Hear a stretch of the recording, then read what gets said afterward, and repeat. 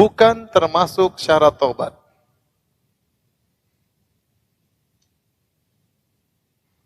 Jadi,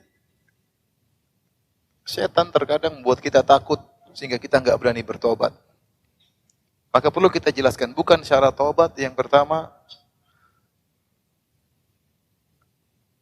harus tidak kembali lagi selamanya. Ini bukan syarat taubat. Tapi yang syarat taubat apa? Bertekad untuk tidak kembali.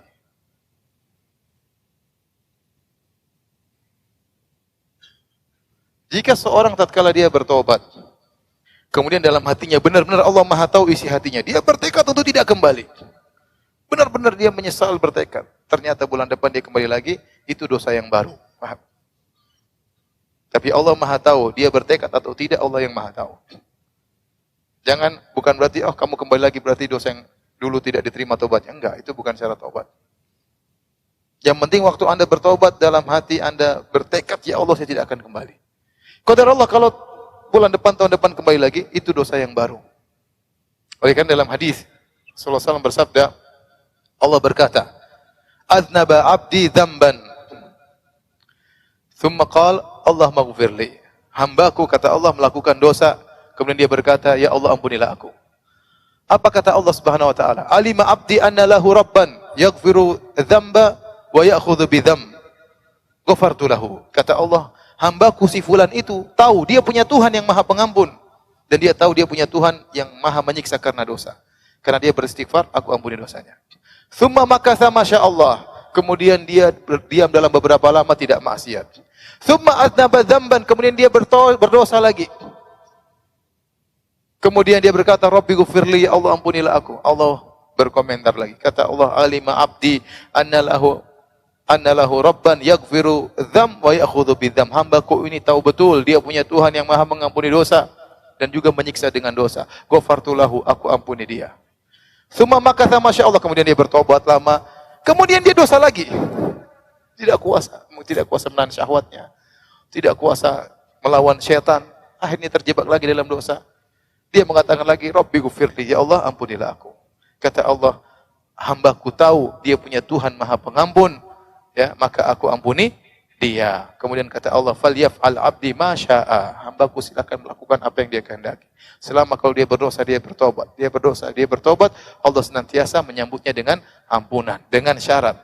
Waktu dia bertobat, ini bukan hadis, jangan disalahpahami. Akhirnya saya maksiat terus, enggak. Ya. Maksiat belum sempat tobat, tewas, repot.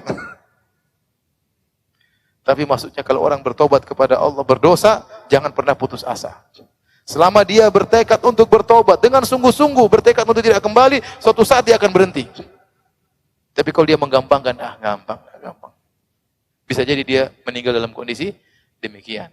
Seorang meninggal sesuai dengan kebiasaannya. Hati-hati. Biasa goda cewek, nanti meninggalnya juga begitu. Biasa goda istri orang juga begitu nanti, hati-hati ya. Biasa joget-joget, mungkin meninggal lagi joget-joget ya. Biasa dengar musik-musik, mungkin meninggal lagi dengar musik. Atau lagi naik musik, tahu-tahu musibah bencana datang, meninggal dunia. Su'ul khotimah. Hati-hati. Taib yang kedua, bukan syarat taubat,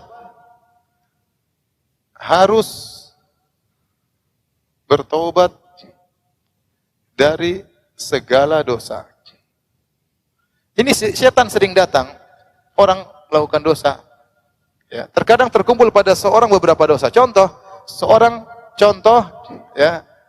Seseorang terkumpul padanya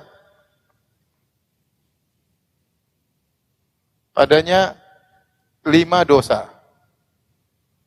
5 dosa tersebut misalnya dia berzina, waliyadzubillah, dia berzina. Kemudian 1, kemudian 2 dia minum khamar. Yang ketiga, dia suka apa? KDRT. Gamplang apa? Istrinya. Dolimi istrinya. Yang keempat, misalnya, dia merokok. Yang kelima, dia makan riba. Tiba-tiba, Dia sadar, dia tahu khamr ini haram. Aduh, saya harus tinggalkan khamr. Setan datang sama dia, ngapain ente meninggalkan khamr? Tobat ente tidak akan diterima. Kalau ente mau terima tobat harus tinggalkan seluruhnya. Kata para ulama, tidak harus. Jika Anda ingin bertobat dari khamr, Anda bertobat pada poin ini, Allah terima tobatnya. Pada poin ini. Sisanya Anda harus bertobat lagi. Paham? Karena terkadang seorang tidak bisa langsung bertobat dari segala dosa, dia bertahap. Ada orang seperti itu tidak mampu. Semua dosa yang dia bertobat pada tahapan tersebut diampuni oleh Allah jika telah memenuhi persyaratan apa? Tobat. Paham? Jadi bukan syarat tobat seorang bertobat dari satu dosa harus meninggalkan dosa yang lainnya. Kalau dia bertobat dari dosa ini, dia diampuni dosa ini. Yang lainnya dia harus bertobat juga. Ya. Tinggal nanti di akhirat kemudian ada timbangan kebaikan dan keburukan. Demikian ikhwan dan akhwat yang dirahmati Allah Subhanahu wa taala. Kajian kita tentang taubat, semoga Allah senantiasa menjadikan kita hamba-hambanya yang bertobat kepada Allah Subhanahu wa taala. Ya, dan semoga Allah mengampuni seluruh dosa-dosa kita dan masukkan kita dalam surganya. Amin ya rabbal alamin.